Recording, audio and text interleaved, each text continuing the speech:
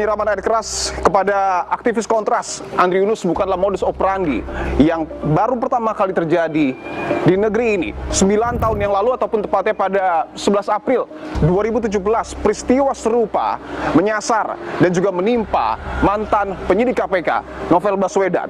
Ia disiram oleh air keras dan pelakunya merupakan anggota Polri ataupun polisi aktif kala itu. Namun yang menjadi ironi, 9 tahun berlalu aktor intelektual dari penyiraman air keras kepada Novel Baswedan tak kunjung terungkap. Lalu bagaimana ia memaknai penyiraman air keras terhadap aktivis kontras Andri Yunus? Saya sudah bersama dengan Bung Novel Baswedan, mantan penyidik KPK sekaligus korban penyiraman air keras di tahun 2017. Bung Novel, terima kasih untuk waktunya. Pertama saya ingin langsung tanyakan Bung Novel bahwa ketika peristiwa penyiraman air keras ini terjadi kepada Andri Yunus, tentu publik kembali teringat pada peristiwa serupa yang menimpa Anda. Saya ingin minta tanggapan Anda ketika pertama kali melihat dan juga mendengar peristiwa yang menimpa Andri, apa yang Anda pikirkan saat itu? Ya, saya marah sekali ya, karena tentunya ini kejahatan yang luar biasa. Anda tahu bisa bayangkan kalau disiram air keras itu rasanya seperti terbakar. Dan ini bukan hanya serangan, tapi pembunuhan. Walaupun kemudian korbannya nggak meninggal, artinya percobaan pembunuhan. Oh, percobaan pembunuhan? Saya yakin percobaan pembunuhan. Oke. Bahkan pembunuhan berencana. Apalagi kalau kita lihat bahwa Andri Yunus ini orang yang anak muda yang aktif, anak muda yang berani, dia berintegritas dan dia peduli. Bayangkan, bukan urusan pribadinya telah dia bersuara selama ini. Tadi Bung Novel mengatakan bahwa ini tidak hanya sekedar penyiraman air keras biasa, tapi juga percobaan pembunuhan bahkan berencana. Apakah artinya bisa disebut bahwa peristiwa penyiraman air keras terhadap Andri Yunus bukan sekedar tindakan kriminal biasa, bahkan bisa disebut sebagai upaya pembungkaman? Ya, saya yakin yang pertama ketika melihat CCTV bahwa ini perbuatan dilakukan secara sistematis dan terorganisir. Oke. Saya katakan terorganisir ini kemudian terkonfirmasi dari keterangan Puspom TNI barangkali ya, yang mengatakan bahwa pelakunya itu adalah pangkat Bintara, Sersan 2, ada yang pangkat perwira Letnan 1 dan Kapten. Perwira pertama. Ya, dan tidak menutup kemungkinan pelaku yang di level atasnya juga masih banyak.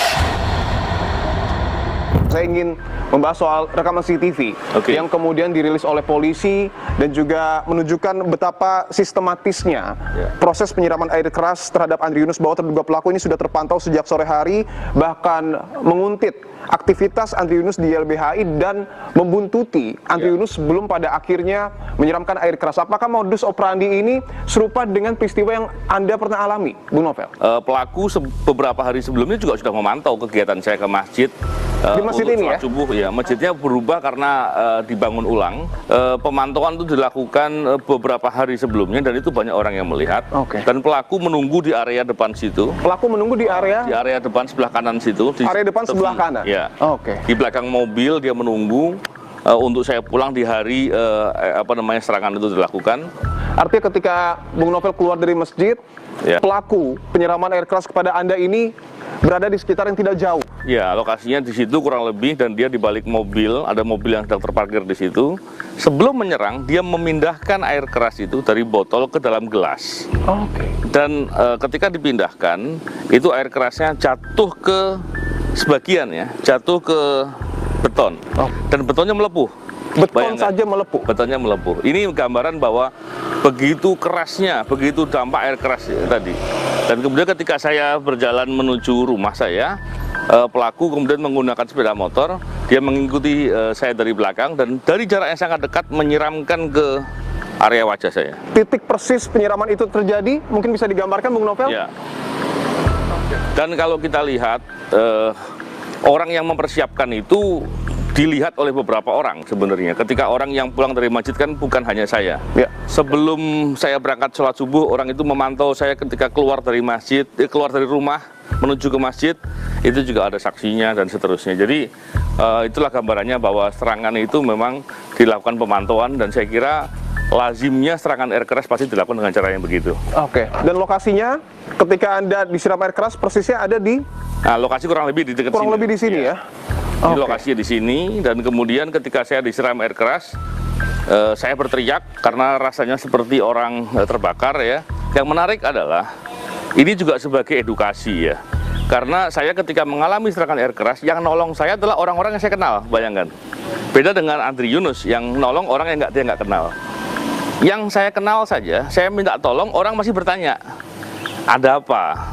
Saya udah teriak, air keras. Tolong dibasuh air. Orang nanya, ada apa? Ketika ada serangan air keras, orang meminta tolong karena diserang air keras, maka segera disiram air. Iya. Dibasuh air sebanyak-banyaknya, tentunya air yang bersih ya. Oke. Dan pertolongan dengan menyiram air bersih itu sangat membantu.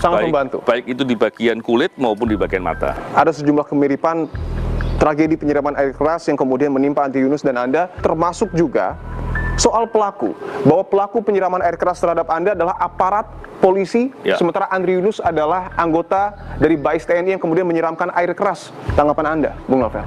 Pola-pola seperti ini tentunya kita sangat prihatin ya, kenapa sampai terjadi lagi. Tentunya kalau berkaca di kasus saya, ketika saya diserang, penanganan perkaranya ya tidak dilakukan dengan optimal, dengan sungguh-sungguh, sehingga para pelakunya tidak dijangkau semua dan aktor intelektualnya juga banyak yang nggak terjangkau. Inilah salah satu yang membuat kemudian terjadi lagi. Oleh karena itu di kasus ini saya sangat mendesak agar penanganan perkaranya harus dilakukan dengan sungguh-sungguh. Siapapun yang berbuat ini pelaku orang-orang jahat semua, orang-orang sangat jahat. Apalagi pelakunya adalah para aparatur negara, dalam hal ini tentunya BAIS TNI yang ada terkaitannya ini, maka harus ditangani dengan sungguh-sungguh dan dihukum seberat-beratnya. Oke, bahwa yang menarik adalah Anda sempat menyebut dalam kasus Anda ada keterlibatan seorang jenderal, dan 9 tahun berlalu aktor intelektual dari penyiraman air keras terhadap Anda ini tak kunjung diseret dan juga muncul ke permukaan. Apakah mungkin ada keterlibatan perwira menengah ataupun bahkan perwira tinggi dalam kasus Andri Yunus? Sangat mungkin terjadi, sangat mungkin, dan tidak menutup kemungkinan. Tapi siapapun yang melakukan, mau dia perwira menengah, perwira tinggi, ataupun perwira pertama, itu adalah orang-orang yang jahat. Dan jahat itu nggak mungkin tiba-tiba. Harus diberikan sanksi pidana agar kejahatan-kejahatan ini nggak terjadi atau dilakukan kembali kepada orang-orang lain. Oke. Pernyataan Presiden terakhir bahwa ini kasus teroris ini. Nah, ini kan mengindikasikan bahwa ini kejahatan di ruang sipil yang harus ditangani oleh institusi sipil.